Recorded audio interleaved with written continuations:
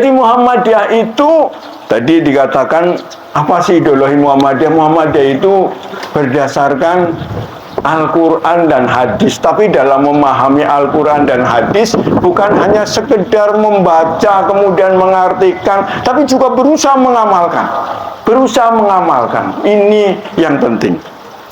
Ideologi Muhammadiyah tadi berdasarkan Al-Quran dan hadis. Tapi Al-Quran dan hadis dalam memahami itu ada 3 macam. Yang pertama apa?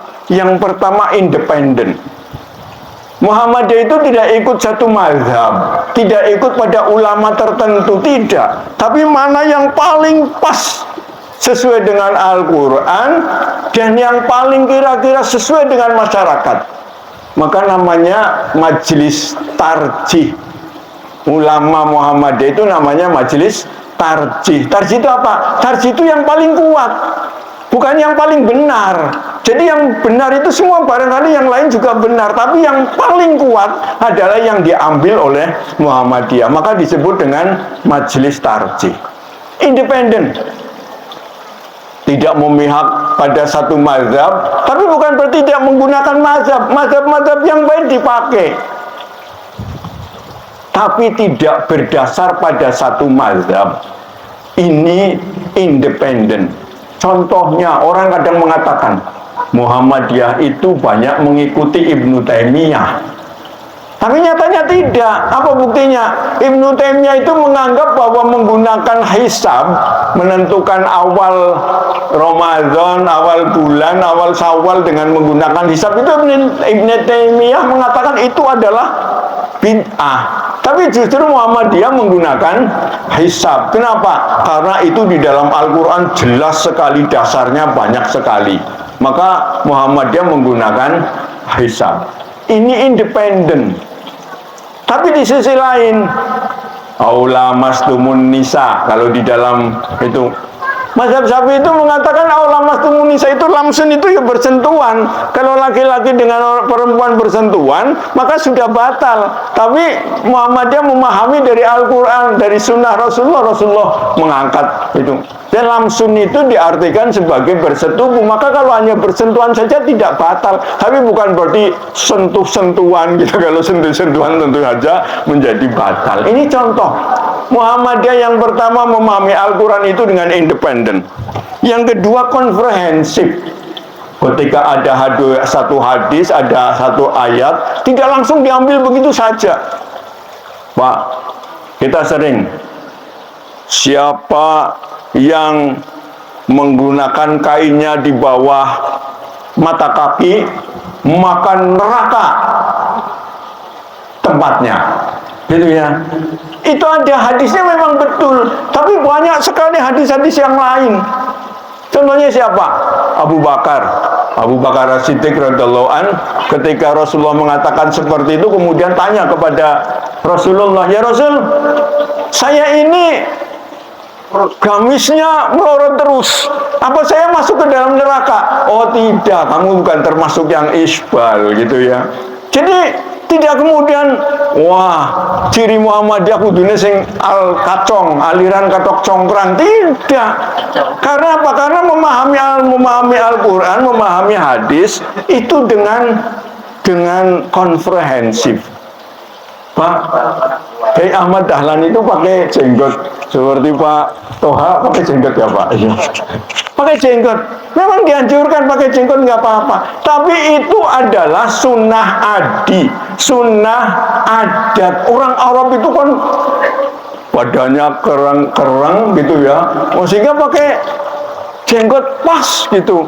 Ki Ahmad Dahlan pakai jenggot apa aja. Tapi mungkin kalau saya pakai jenggotnya itu malah 5 iji, maka tidak pas. Itu adalah itu merupakan satu hadis, merupakan hadis yang adi, bersifat adat. Tidak harus kemudian di Indonesia kita pakai gamis, ya tidak. Kalau di Indonesia pakainya belangkon, ya pakai belangkon boleh, tapi tidak diharuskan. Pakai sarung ya pakai sarung. Kalau Muhammadiyah pakai celana, pakai jas, itu sudah biasa, nggak apa-apa.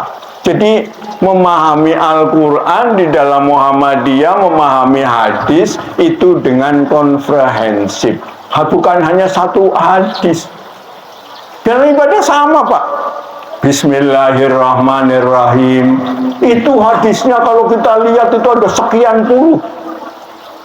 Ada yang mengucapkan, ada hadis yang mengatakan Rasulullah itu baca bismillah tapi sir. Bismillahirrahmanirrahim. Alhamdulillahirabbil alamin.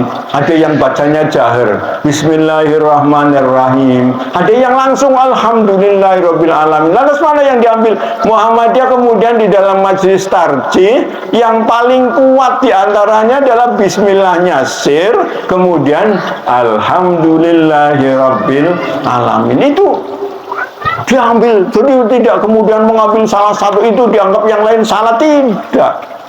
Sampai pernah saya ada yang mengatakan Muhammadiyah itu kan kalau doa iftitah Allahumma ba'id baini wa baina khotoyaya kama baca, apa tidak boleh? Boleh. Ada 11 macam doa iftitah, ada 11 macam. Ini wajah tu wajah. Kenapa kau Muhammadiyah pakainya Allahumma ba'id? Ya iya, orang itu kan punya sesuatu, organisasi itu punya identitas.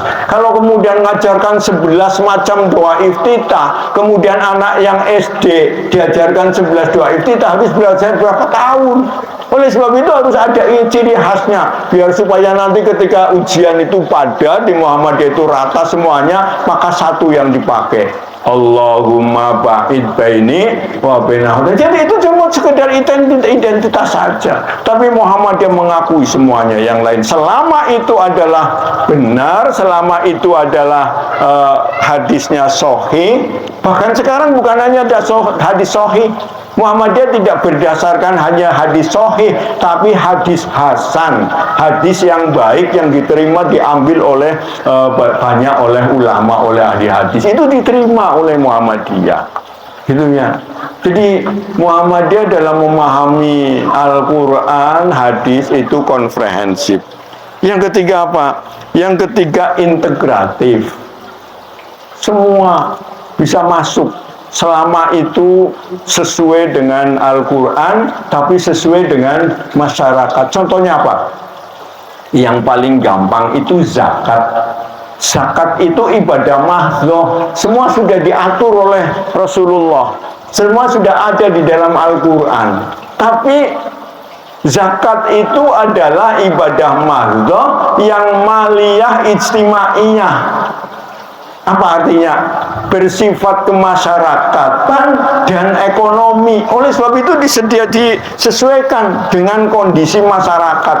Kalau dulu siapa yang berhak menerima zakat? Innamas shadaqatu lil fuqara wal masakin wal amilin dan seterusnya. Sedekah itu, zakat itu diberikan kepada fakir miskin. Sekarang orang yang diberi zakat fakir miskin diberi, malam itu diberi habis.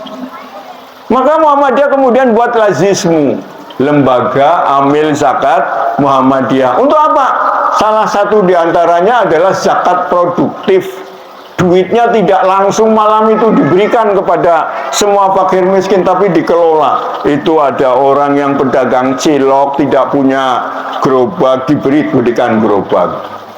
Kalau dulu kan tidak boleh seperti itu.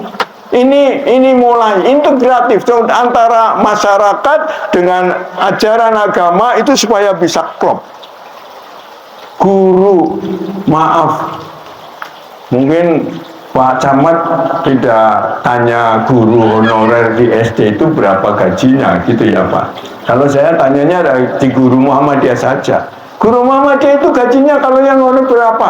Maka zakat itu, amil zakat kemudian dibuat untuk kesejahteraan, untuk beasiswa, untuk kesetaraan guru. Karena apa?